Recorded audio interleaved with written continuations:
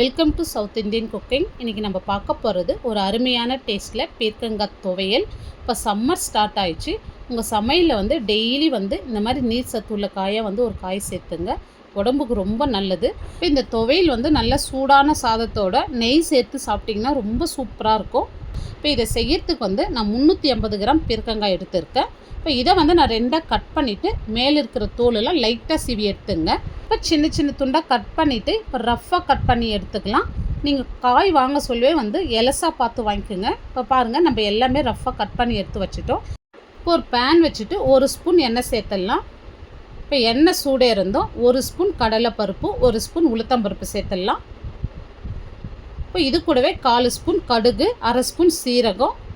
இப்போ பருப்பு கலர் நல்லா மாறி வந்ததும் இப்போ இதோட வந்து ஒரு 20 வந்து சின்ன வெங்காயம் சேர்த்துடலாம்.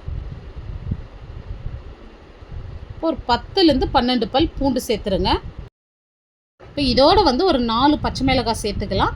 பச்சை மிளகாய் வேணான்னு நினச்சிங்கன்னா இதை ஸ்கிப் பண்ணிவிட்டு நீங்கள் காஞ்ச மிளகாய் கூட சேர்த்துக்கலாம். இப்போ வெங்காயம் வந்து நல்ல கலர் மாதிரி வதங்கி வரணும்.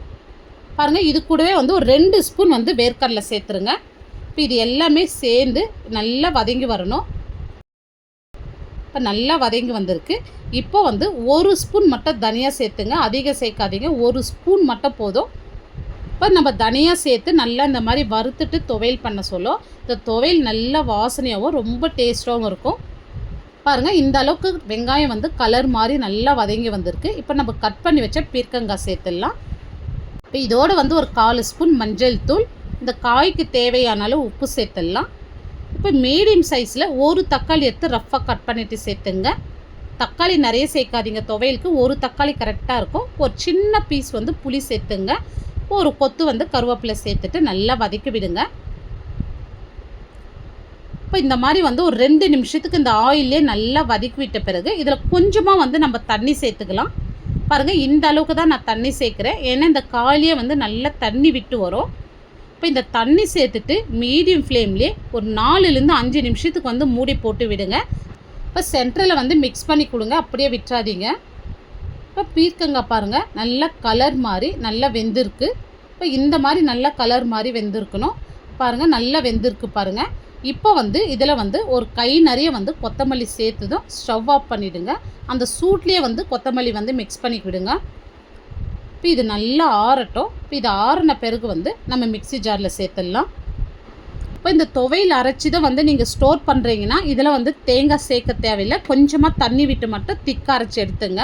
இப்போ நீங்கள் உடனே சாப்பிட போகிறீங்கன்னா ஒரு 1/4 மூடி தேங்காய் வந்து துருகிட்டு சேர்த்துங்க. இப்போ தேங்காய் சேர்க்கறது வந்து உங்களுடைய விருப்பம், வேணான்னா நீங்கள் ஸ்கிப் பண்ணிவிட்டு இப்படியே அரைச்சிங்க. கொஞ்சமாக தண்ணி விட்டு கொரகொரப்பாக அரைச்சி எடுத்துக்கணும். பாருங்கள், இந்த அளவுக்கு கொரகொரப்பாக இருக்கணும், தண்ணி நிறைய சேர்க்காதீங்க, இந்த அளவுக்கு வந்து கட்டி அரைச்சி எடுத்துங்க. இப்போ இதுக்கு வந்து ஒரு தாளிப்பு கொடுத்துடலாம். இப்போ ஒரு தட்காலில் வந்து நான் 1 ஸ்பூன் எண்ணெய் சேர்த்துட்டு இப்போ கடுகு சீரகம் சேர்த்துட்றேன். இப்போ கடுகு சீரகம் வந்து நல்லா பொரிஞ்சு வந்ததும் இப்போ இதில் வந்து கொஞ்சமாக வந்து கருவேப்பிலை, ஒரு 2 ரெட் சில்லி வந்து உள்ளே இருக்கிற விதையெல்லாம் நீக்கிட்டு சேர்த்துங்க. கொஞ்சமாக பெருங்காயம் சேர்த்துருங்க. இப்போ இந்த கடுகு வந்து நல்லா பொரிஞ்சு வரட்டும். இப்போ கடுகு சீரகம் நல்லா பொரிஞ்சு வந்ததும் அப்படியே இதை வந்து துவையலோடு சேர்த்துருங்க.